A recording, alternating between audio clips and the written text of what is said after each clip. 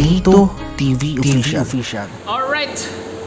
Ngayon sa mga kabagis, Jubilito TV Official po. At eto na naman po muli ang isang edisyon ng ating reaction video mga kalingap at kabagis, no?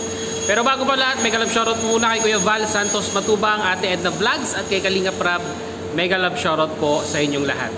So ito na mga kalingap at kabagis, no?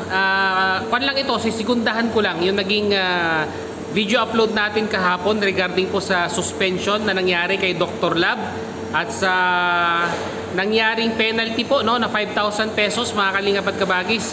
Marami po ang nagtatanong sa comment section, bakit daw po may penalty na 5,000 piso at saan daw po dadalhin yung 5,000 piso? Well, para po sa kalinawan ng lahat mga kalingap at kabagis, no, ang 5,000 piso po ay mapupunta po sa treasurer ng mga kalingap partners na si Belia Ayop. At yun din po ay ipangtutulong din mga kalingap at kabagis. Ipang-charity rin po yung 5,000 pesos na yon. Bakit po may 5,000 pesos na penalty? Mga kalingap at kabagis, kung hindi po natin lalagyan ng penalty na ganong amount, ay alam nyo naman, magiging paulit-ulit na lamang po ang mga violation na ito. At kung meron pong penalty na meron pong kaukulang halaga or meron pong money involved, syempre po magdadalawang isip po yung mga kalingap partners natin na lumabag sa rules and regulation po ng Team Kalingap. Ini-straight lang po natin ang lahat mga kalingap at kabagis. Kung sa gobyerno nga ay meron po tayong mga batas na sinusunod, sa Team Kalingap po meron din po dapat. Para po maging smooth ang takbo ng isang organisasyon, ay kailangan po ay meron pong mga existing rules and guidelines na sinusunod po ang mga member. Kaya wag po sanang tataas ang kilay ng mga kalingap netizens kung bakit po merong ganung halaga.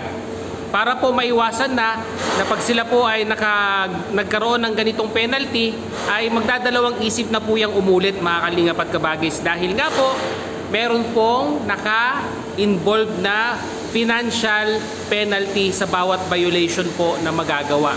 At kung umulit pa, mga kalingap at kabagis, no, ay malamang sa malamang po ay matatanggal na po sila sa Team Kalingap.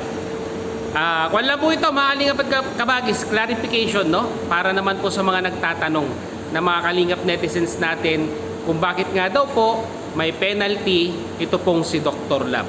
So sana po mga kalingap at kabagis maging malinaw po sa atin ito, no?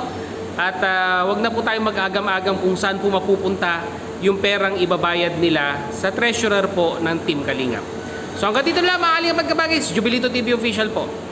Proud member ng Team Cohos at ng Team Mert. As I always say mga kalingap and kabagis, peace, God first. God bless po. Bye-bye!